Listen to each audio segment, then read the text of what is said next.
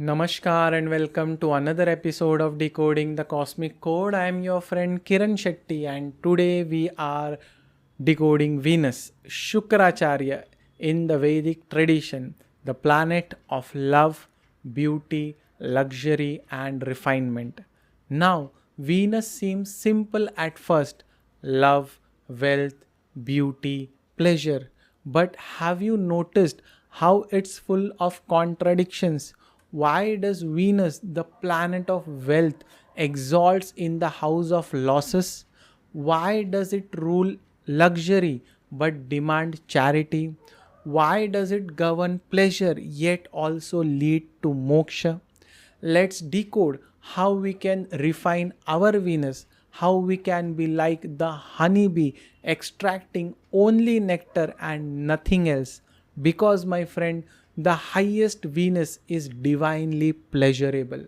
You might already know that Venus get exalted in Pisces, the sign ruled by Jupiter, its greatest enemy. Jupiter, the guru of Devas, Venus, the guru of Asuras. Two rival masters always trying to outwit each other in the cosmic battle, and yet Venus finds comfort in Jupiter's sign. It thrives there. Why? Because true Venusian pleasure isn't just indulgence, it's transcendence. Pisces is the last sign of the zodiac, representing vast, limitless oceans. It is the sign of letting go, of surrender, of dissolving boundaries. And what is love at its purest?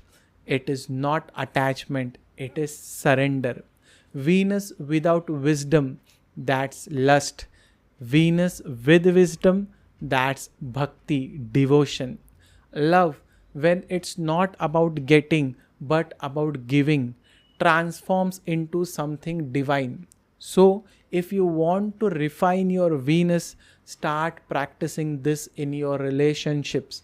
Instead of asking, what can I get from this person? Ask, what can I give? Give support, give genuine care, give without expectations, and that's when Venus gets shining, starts shining in its highest form. Now, let me show you another strange thing about Venus. Did you know that Venus is the only planet that rotates in the opposite direction? All planets in our solar system rotate from west to east, but Venus alone rotates from east to west. It's as if Venus forces us to see things from a complete different perspective.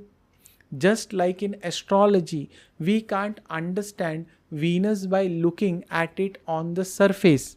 And here's another contradiction for you. Venus exalts in the 12th house, the house of losses, isolation, and surrender. But Venus is the planet of wealth, of luxury, right? So, why does it reach its fullest potential in the house that represents letting go? Have you ever seen people with lots of wealth who still live like misers? They accumulate money but never truly enjoy it. That's a bad Venus.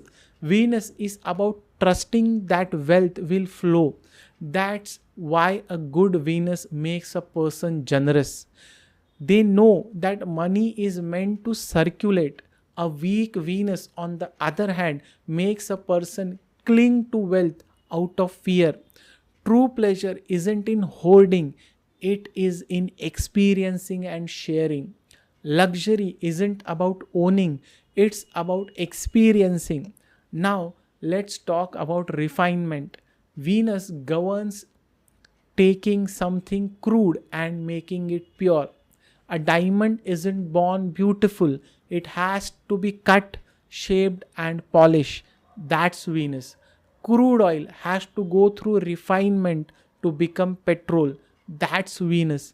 An artist practicing years perfecting their craft. That's Venus. Even in the human body, the most refined cell is Venus. Sperm. Venus governs sperms. formation because it represents purity through refinement. And this is why conserving and channelizing sexual energy through yoga and pranayam strengthens Venus. A weak Venus leads to indulgence, people wasting their life force without understanding its value. Venus isn't just about art, it is about technical mastery. It is beauty in precision.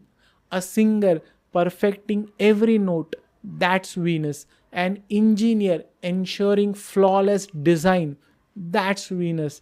A sculpture refining a masterpiece, that's Venus.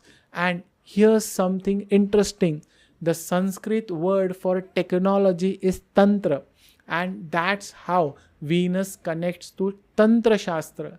Tantric rituals require precision. You can't just perform them with faith alone. That is bhakti. You need the exact technique, and this is where Venus helps the sadhaka, that is the practitioner, by refining their methods, focus, and discipline. This is why Devi Upasakas, Shakti worshippers, need a strong Venus, because only Venus can transform raw passion into spiritual power.